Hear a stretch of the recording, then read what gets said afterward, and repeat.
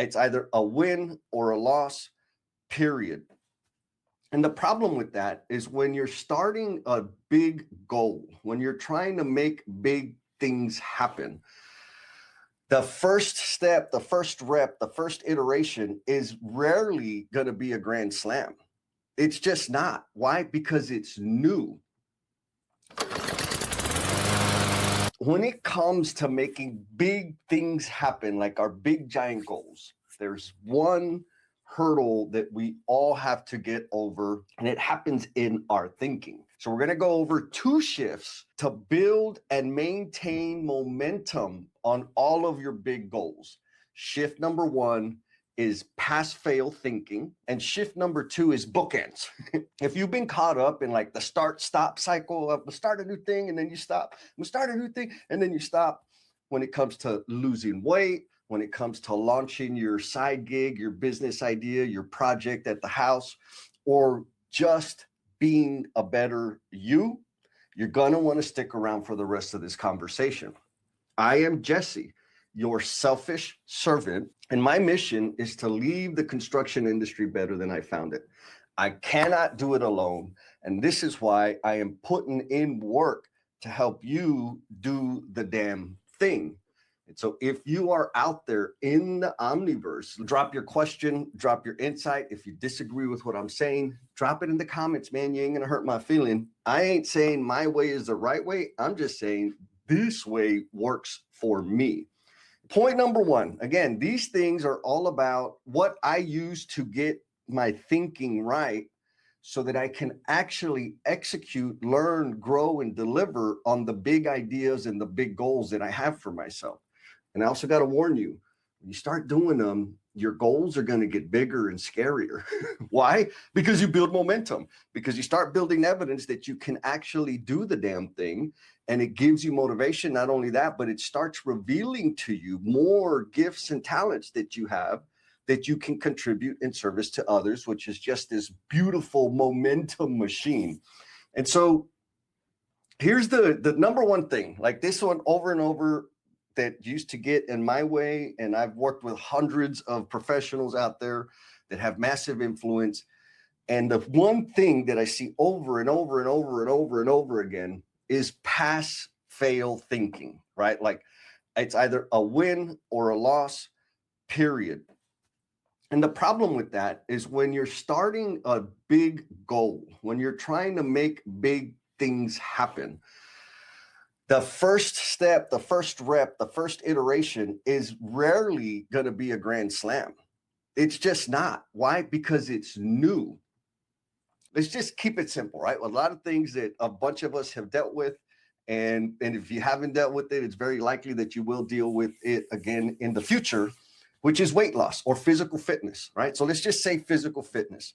My goal for 2026, your goal, other people's goal, is to start working out every day of the week. 5 days a week, I'm going to hit the gym. I'm going to run some miles. I'm going to do whatever it is.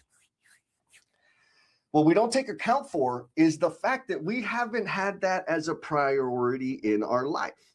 So all of the other things that we have been committed to are still kind of pulling, not kind of, they're still pulling our attention. They're still pulling on our focus. They still expect the same level of contact with us. So that's friction that we don't see. And then we decide, okay, I'm gonna have this brand new goal, this big idea. I'm gonna work out 5 days a week. And we don't know how that's going to impact our environment. So day 1 comes, Monday comes, and for whatever reason, the sky falls down, you have an emergency at work, the kids get sick, you're sick, and you don't work out. And then what happens? Then we say, I suck, I'm giving up, right? Hopefully you're not that doomy and gloomy, but that's pass-fail thinking. I said I was going to do 5 days a week. I missed the first day, so piss on it. I'll start again next year. I know that's a little extreme, but this is what we do with some of these big ideas and these big goals we have. We don't account for the friction it's going to take to put this new order of operations, this new way of functioning into action. It takes time, man. Like you're going to have to learn. And so the way, and more specifically, the thinking or the mind games I play, the mental exercises I run is like, okay, I know that it's going to be very difficult for me to just right out of the gate hit 5 days a week going to the gym or whatever your goal is. So I want to figure out how to celebrate small wins. And so the biggest win that we're like, no bueno, we're not good at recognizing is going from 0 to 1. And so if you're starting a little side gig, you're going to start getting active on social media, like whatever it is. The idea is huge, exciting, and all the things. The execution is a little harder.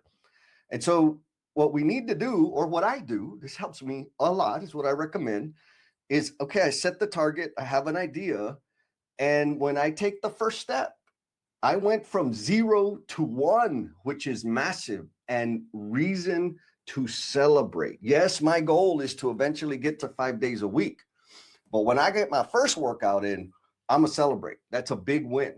Why? Because it creates this feedback loop. It creates a little dopamine and starts building the momentum to do it again.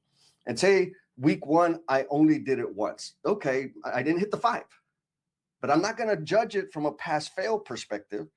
I'm going to celebrate that I went from 0 to 1. And so when I go to week 2 and I get a workout in again, guess what? Now I have a back-to-back situation, right?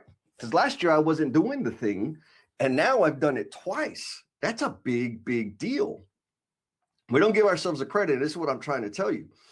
Find an excuse to give yourself more credit. My excuse is finding the small wins. 0 to 1, huge thing to celebrate. When you do it 2 times back to back, baby, that's a big, big deal. And if and when you do it 3 times in a row, let's say I only go to the gym week 1, one time, week 2, one time, week 3, now I got a streak, right? For 3 weeks in a row, I made it to the gym. Yes, it was only one time, but that's a hell of a lot more than I did last month or last year.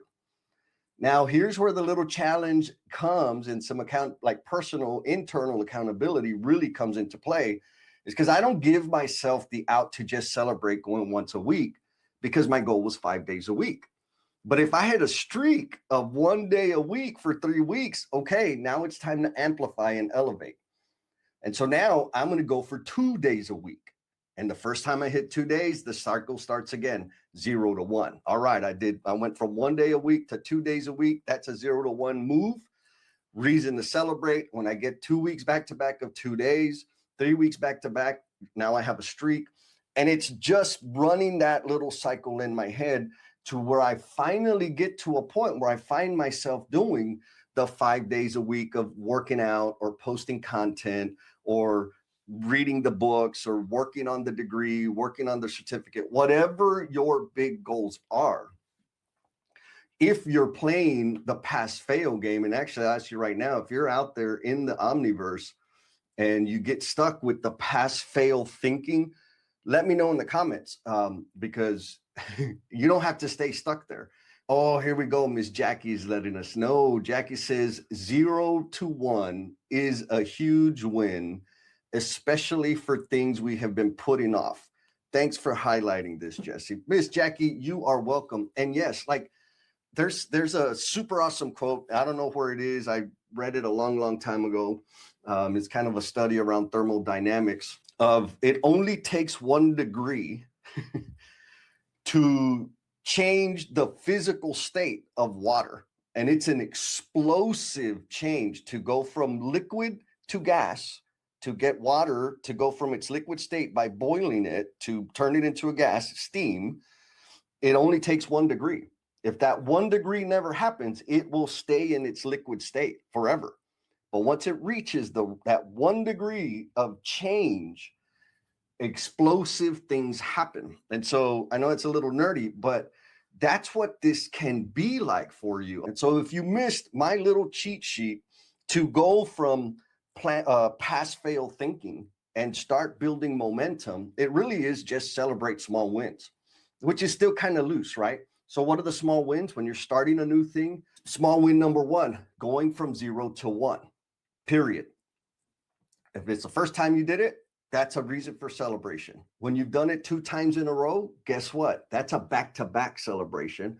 And when you've done it 3 times in a row, now you got a streak. That's a streak celebration. So there's 3 excuses right there to celebrate. Why is that valuable? Because it's the feedback loops that we design or we work in that reinforce our decision making and our behavior change. And if your feedback loop is 100%, 1,000,000,000% completion rate all the time, every time, that's really difficult because life happens. Life happens whether we like it or not. And there's a lot of things that are going to get in the way of us making the big dramatic change or becoming the amazing human being that we know we can be, or learn the things or whatever it is. There is a lot of friction that we have to overcome. And so building the habit of celebrating the small wins is how to overcome the pass fail thinking. So, okay, we talked about the shift number 1 to get over the number 1 hurdle when it comes to launching, embarking on big, giant transformation, big goals, make big things happen, which is our thinking. One of those things is pass fail thinking. If you're in a pass fail thinking cycle, give yourself permission to celebrate. How do you celebrate? 0 to 1 is cause for celebration. Back to back, cause for celebration. 3 times in a row, you got a streak, cause for celebration. And then like raise the bottom, right? Raise the bar. So if I did it once a week for 3 weeks, that's a streak. Now I'm going to raise the bar and I'm going to go for twice a week. And I'm going to celebrate for 0 to 1, back to back, and the streak. And then I'm going to raise the bar and I'm going to go for 3 times a week. What you'll find is you don't have to go through every progression. Is all of a sudden you're going to go from 1 to 2 to 4 to 5. Like you'll make bigger leaps because the thinking, like the games, the mental exercise that we're doing, or the thinking exercise that we're doing, starts kind of changing, connecting these super cool neurons. And we already understand, like, okay, I got something to celebrate. I'm getting closer. And then when you're on the track, then it's like, all right, let's just keep on trucking. So number 1 is shift away from pass fail thinking. If you're in a pass fail thinking, be kind to yourself, give yourself grace, and find a reason to celebrate. So that's item number 1. We're going to get into item number 2, or shift number 2, which is bookends. I couldn't come up with a different word or frame, and this is just how I think about it. Whenever I start a new thing, and Miss Megan Shapiro, if you're out there, she and I had a do the damn thing conversation yesterday. And a lot of what we were discussing was in my heart about this idea that I wanted to talk about today. And so like the question is this, like, okay, when I'm going to start a new thing, a perfect example, I want to do a triathlon. My goal, I want to do an Ironman, a full Ironman triathlon. If you are a leader in construction, I need you to listen up, like for real, for real. There's a group of like-minded leaders coming together to share their experience and their knowledge, form like deep connections with other top-notch leaders in the industry, and become better leaders themselves. All of this for the purpose of leaving the construction industry better than we found it. And guess what? You are invited. So find the link or drop community in the chat so we can get you hooked up with the Construction Leadership Lab. And I said I want to do it by the end of this year. Right now, it is very unlikely that I am going to do one by the end of this year for a lot of reasons, namely because I started training too late. But I've learned that most of the ones that are at the end of the year are already booked. They're outside of the country. There's a lot of things. But my bookends for this Ironman thing are 3 years. And so when I'm starting a big idea, a big goal, when I decided to launch the Learnings and Missteps podcast, I knew out of the gate that there was going to be a whole lot of crap to learn, like stuff that I knew I had to learn, right? In terms of the little bit of research I did of listening to different people and how to start a podcast and all that crap.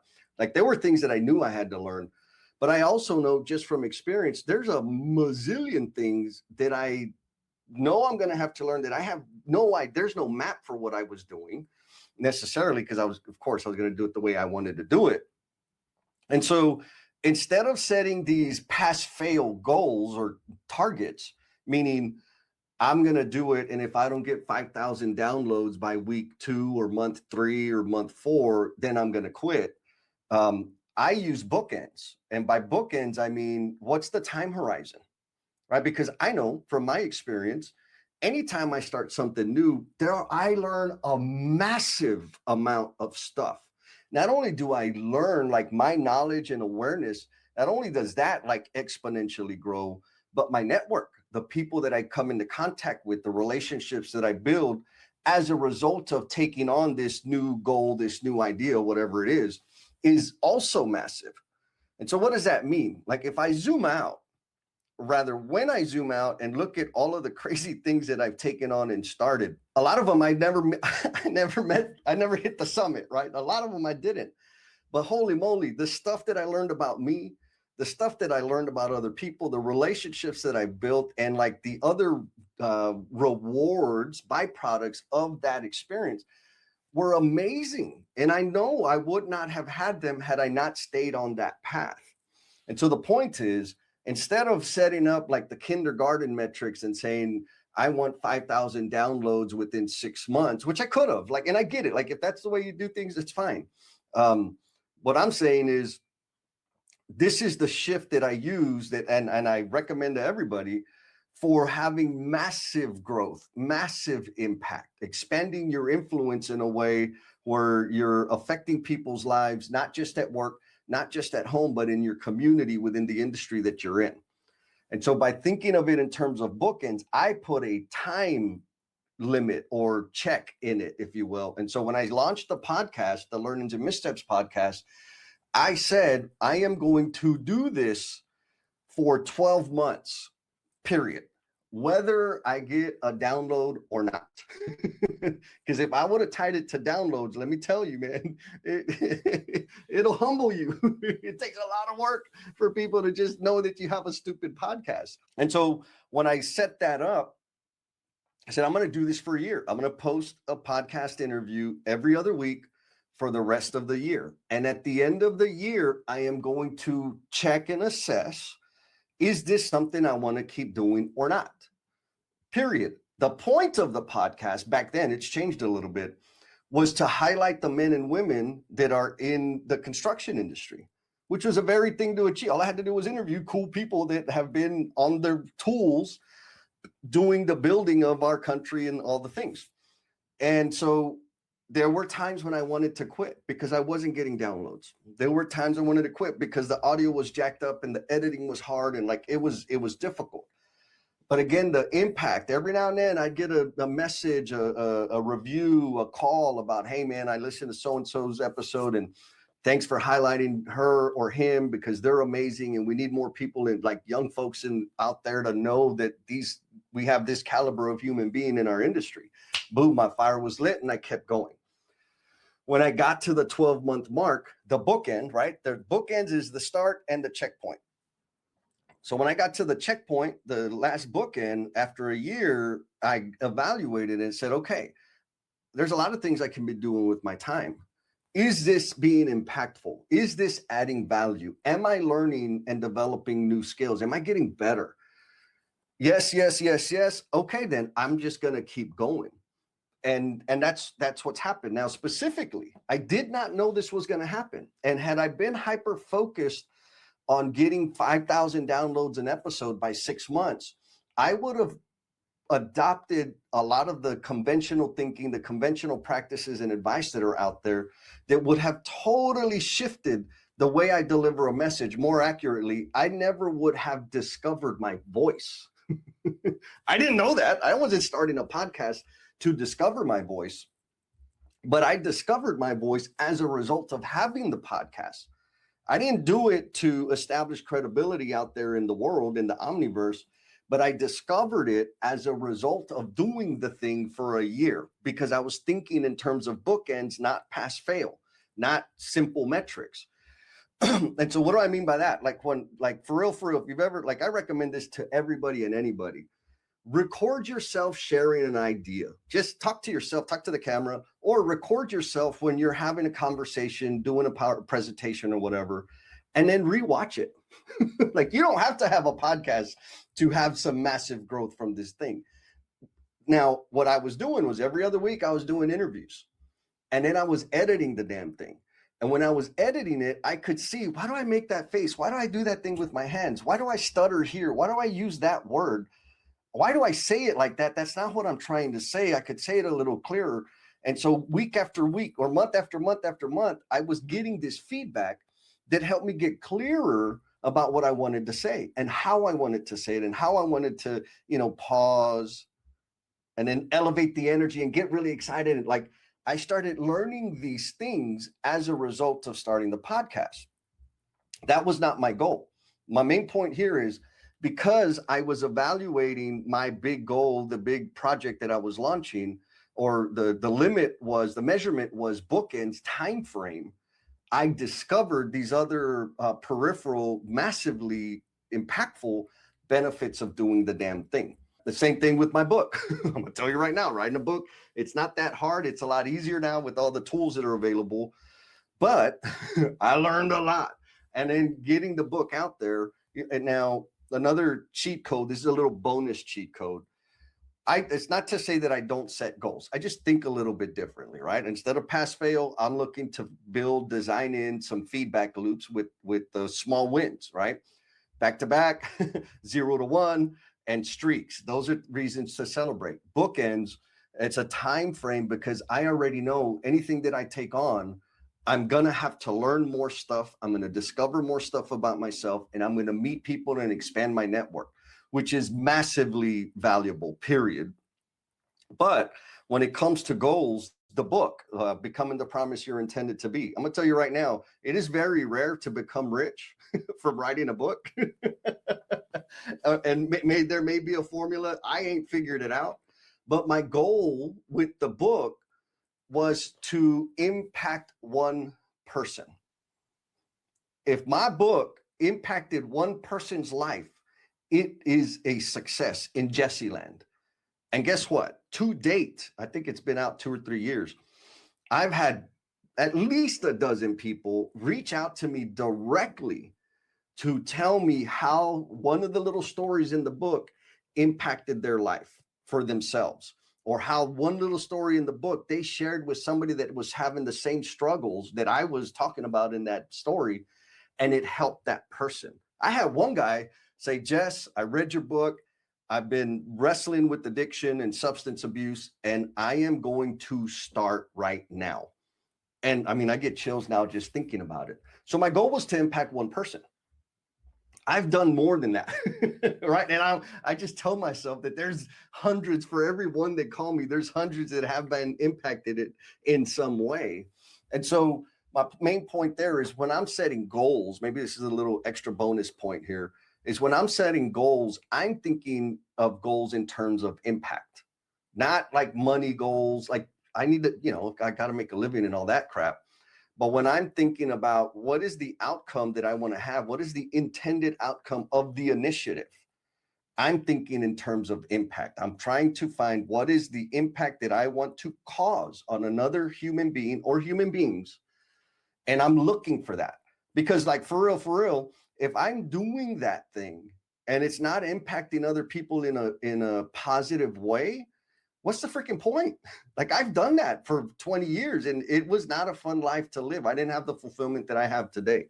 And so, we got a comment. Ms. Jackie says, that's amazing hearing the impact, but why the heck haven't I read your book yet? Well, Jackie, there again, that's a failure on my part. I'm going to send you a link. I'll drop a link in the comments, but I'll send you a link so you could download because you can buy the book, but you can also get a free PDF download from my website. So I'll drop a link in the chat, and Jackie, I'll DM you specifically. That way you ain't got to spend no money, just get the book.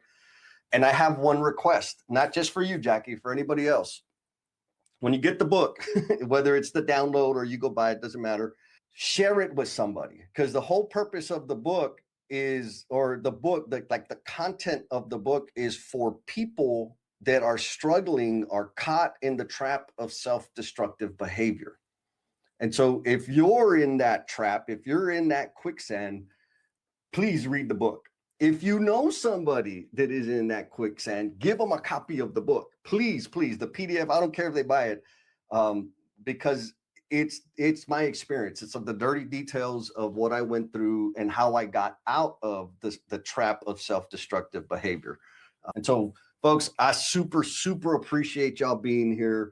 I think I've said it. And if you don't know, no, I didn't say it. So I got to say it.